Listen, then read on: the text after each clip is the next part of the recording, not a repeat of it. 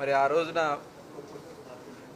పాండిచేరికి సంబంధించినటువంటి బోట్లని దాదాపు 8 నెలల క్రితం ఇక్కడ ఫిషింగ్ హార్బర్లో మత్స్యకారులు అలాగే అధికారుల కస్టడీలో పెట్టడం జరిగింది.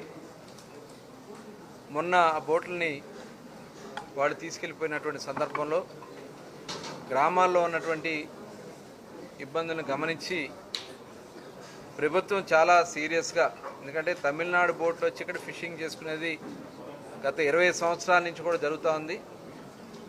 దాని మీద ఉన్నటువంటి ఇబ్బందులన్నీ కూడా గమనించిన తర్వాత గౌరవ ముఖ్యమంత్రి చంద్రబాబు నాయుడు గారు, ఆంధ్రప్రదేశ్ రాష్ట్ర ప్రభుత్వం ఈరోజు ఒక టీంని ఇక్కడ పంపించడం జరిగింది. దీనికి గౌరవ మంత్రివర్యులు జిల్లా ఇన్ఛార్జ్ మినిస్టర్ గారు ఫరూక్ గారు, అలాగే ఆనం రామనారాయణ రెడ్డి గారు, అదేవిధంగా కొండబాబు గారు కాకినాడ ఎమ్మెల్యే గారు, అలాగే మోపిదేవి వెంకటరమణ గారు మాజీ మంత్రివర్యులు, అదేవిధంగా సత్య గారు మారిటైమ్ బోర్డ్ చైర్మన్ గారు రావడం జరిగింది. డీటెయిల్డ్గా మొత్తం ఇన్ఫర్మేషన్ అంతా కూడా శాసనసభ్యులు అందరూ కూడా వచ్చారు. పెద్దలు చంద్రమోహన్ రెడ్డి గారు కానీ, ప్రశాంత్ రెడ్డి గారు, అలాగే బేదా రవిచంద్ర గారు, సునీల్ గారు, కృష్ణారెడ్డి గారు, అలాగే సత్యశ్రీ గారు, విజయశ్రీ గారు, అలాగే చక్రవర్తి గారు, కళ్యాణ్ చక్రవర్తి గారు, జోనల్ కోఆర్డినేటర్ రామ్ గోపాల్ గారు అందరూ కూడా రావడం జరిగింది.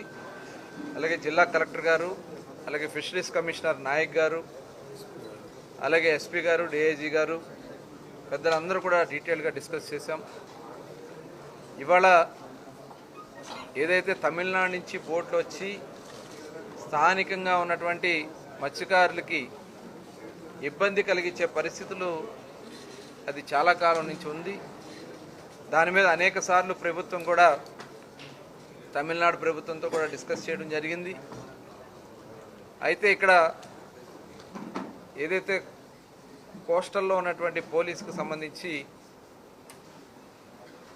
కొన్ని బోట్స్ ఉండేవి, ఆ బోట్స్ అన్ని కొన్ని కారణాల వల్ల అవన్నీ కూడా మరి రిపేర్లో ఉండడం వల్ల దాదాపు 27 స్టేషన్స్లో 18 బోట్లు ఈ కోస్టల్ మెరైన్కి సంబంధించినటువంటి బోట్లు ఉండే.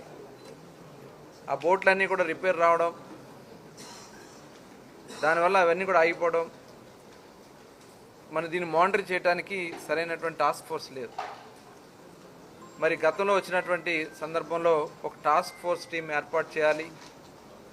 అటు ఫిషరీస్ డిపార్ట్మెంట్ నుంచి, పోలీస్ డిపార్ట్మెంట్ నుంచి, రెవెన్యూ నుంచి, ఫారెస్ట్ నుంచి, ఫైర్ డిపార్ట్మెంట్ నుంచి ఒక ట్రయల్గా బోట్ కూడా తయారు చేసి పంపించడం కూడా జరిగింది.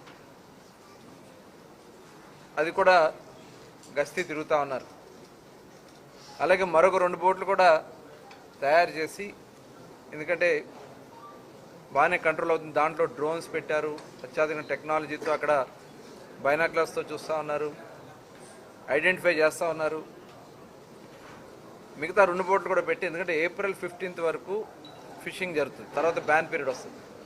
కాబట్టి 15th లోపు ప్రజెంట్ ఉన్నటువంటి సిచ్యువేషన్లో ఆ తమిళనాడు బోటు రాకుండా ఆపడానికి కావాల్సినటువంటి కార్యక్రమాలు, చర్యలు తీసుకోవడం జరుగుతుంది.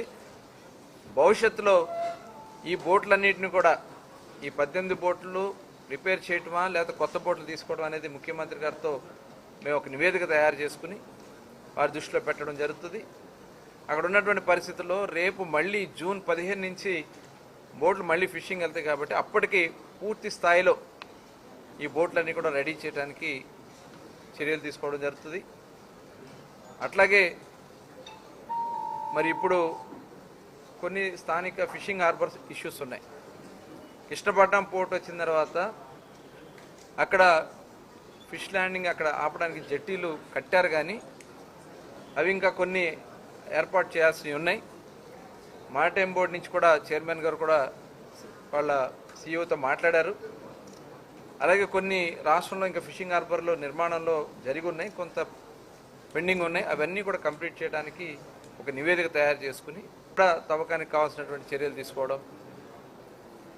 అట్లాగే గవర్నమెంట్ ఆఫ్ ఇండియా నుంచి కానీ ఇప్పుడు ప్రధానమంత్రి మత్స్య సమృద్ధి యోజన కింద కొన్ని స్కీమ్స్ ఉన్నాయి కానీ సబ్సిడీస్ విషయంలో కొన్ని ఇబ్బందులు ఉన్నాయి. అలాగే బ్యాంకర్స్ నుంచి కొన్ని ఇబ్బందులు ఉన్నాయి. ఇవన్నీ కూడా ఇన్సూరెన్స్ నుంచి కంపెనీల నుంచి కొన్ని ఇబ్బందులు ఉన్నాయి. ఇవన్నీ కూడా గమనించిన తర్వాత ఆ 50 బోట్లు శాంక్షన్ అయితే కేవలం ఇప్పుడు 8 బోట్లు మాత్రమే మన రాష్ట్రంలో లబ్ధిదారులు వచ్చారు. మిగతా వాళ్ళని కూడా ఐడెంటిఫై చేసి వాళ్ళకి బ్యాంకర్ సపోర్ట్ ఇచ్చి కేంద్రం నుంచి వచ్చే పథకాలు ఏవైతే ఉన్నాయో అవన్నీ కూడా మత్స్యకారులకు అందే విధంగా కార్యాచరణ చేసుకుంటాం.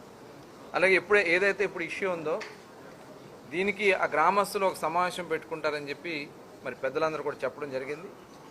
ఆ సమావేశం పెట్టుకుని వాళ్ళు ఏ నిర్ణయం తీసుకున్నా ఈ ప్రభుత్వం వాళ్ళ సంక్షేమానికి అభివృద్ధికి కట్టుబడి ఉంది. వాళ్ళు ఎలాంటి నిర్ణయాలు తీసుకున్నా దానికి ప్రభుత్వ సహకారం అందిస్తాం. ఎందుకంటే మొట్టమొదటి నుంచి కూడా మత్స్యకారులు తెలుగుదేశం పార్టీతో ఉన్నారు, కూటమితో ఉన్నారు. కాబట్టి వాళ్ళకి న్యాయం చేయాల్సినటువంటి బాధ్యత మా పైన ఉంది. దానికి కట్టుబడి మేము పనిచేస్తాం. ఎందుకంటే ఇవాళ వరకు జరిగినటువంటి సంక్షేమ అభివృద్ధి కార్యక్రమాల్లో బ్యాన్ పీరియడ్లో డబ్బులు 20,000 రూపాయలు ఇవాళ దగ్గర 1,20,000 మందికి పైన ఇవాళ బ్యాన్ పీరియడ్ డబ్బులు ఇస్తున్నాం. ప్రతి వ్యక్తికి 20,000 రూపాయల చొప్పున ఇస్తున్నాం.